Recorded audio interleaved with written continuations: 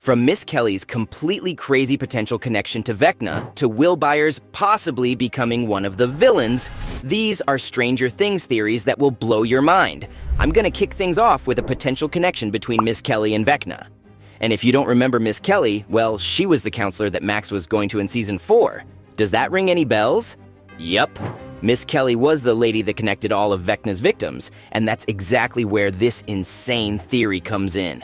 The show made us think that the big bad man from the Upside Down was taking troubled kids that just happened to all be seeing the counselor. But what if she was the one supplying the kids and finding suitable ones for one to consume? That sounds a little believable, but why would she do that? Well, it's simple, really. According to this theory, Miss Kelly's the little sister that Henry Creel killed. It's possible he somehow brought his sister back, or had her possess the counselor's body. Wild, right? And hey, even if this theory doesn't end up being true completely, it's still possible that these two characters are connected in some other way. I mean, imagine if it was revealed that Miss Kelly was being held hostage and forced to find these kids. Plus, she was always shown wearing a clock necklace, and I don't know about you, but to me, that looks like a direct reference to Vecna. As crazy as this theory is, it's just the tip of the iceberg, and the school therapist isn't the only character that might have an unexpected connection to Vecna. Nope. Eddie Munson might also end up with an insane connection to the villain. You might be thinking, how's that ever going to happen when we all saw him die? Well, according to the Duffer Brothers, a bite from one of those horrible demo bats isn't lethal, which means Eddie couldn't have died from just the bites. Sure, he definitely looked dead, and he took a lot of bites, so he could definitely have died from blood loss. But this is Stranger Things, and if you haven't clocked it yet, Dungeons & Dragons is a very central theme. And guess what? There's a villain in D&D that hasn't yet been showcased in the show, the vampire Koss. Koss is Vecna's right-hand man, and Eddie might just return from the dead to rule by his side. If you think this is far-fetched, you're in for a treat, because the show has given us tons of hints for this already, and the biggest one is the weapons Eddie used to make his last stand. Remember that spear-like thing and his dumpster lid shield with the nails sticking out from it? Well, those weapons are pretty much exact matches with Koss's spiky shield and spear. And you want to know the best thing about this theory, though? The vampire eventually betrays Vecna and helps destroy him, so we might see another incredible arc for our boy Eddie. But hey, even if this theory ends up not being legit, there's another Eddie theory that might let us see him again. And this one's just as wild as the one I've just gone over. Yup, Eddie might be 10 from Dr. Brenner's lab. Now, this one's not as solid as the last theory, but I just want to see Eddie and Dustin continue their bromance. I mean, it's not like this theory's completely baseless either, but Eddie being 10 is actually possible. And if it ends up happening, you can bet that minds will be blown. Anyway, the entire thing goes back to that extremely dark scene where one's past is being revealed, you know?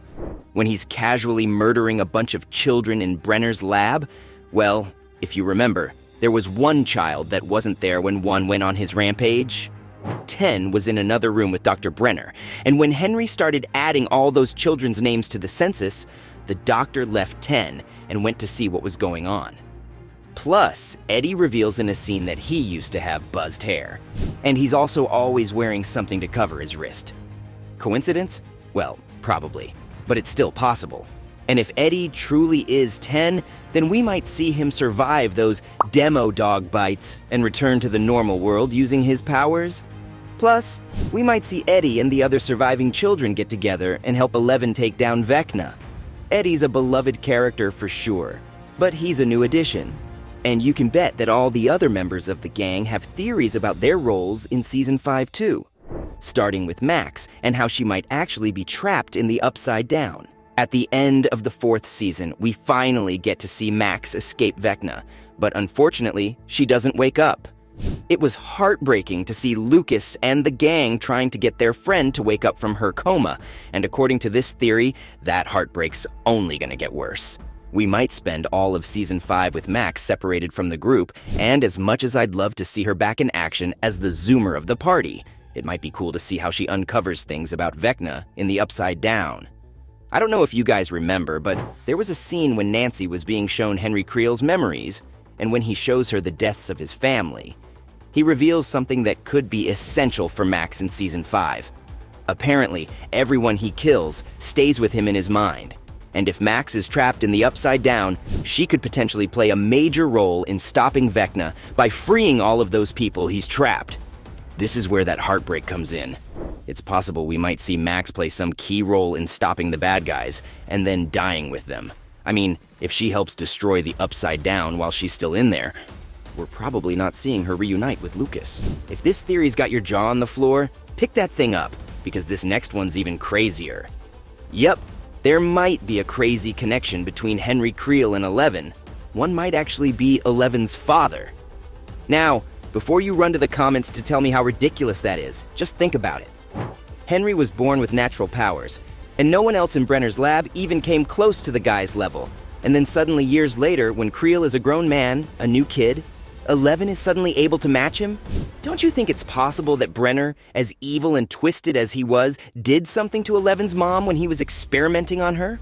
I mean, I don't know, using one's DNA to make Eleven.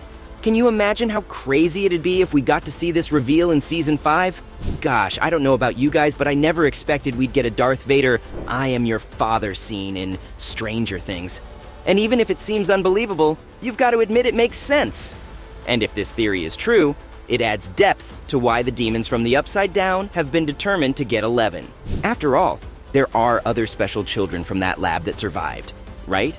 So Henry going after Eleven specifically might be more than for just her powers. It might also be because she's his daughter.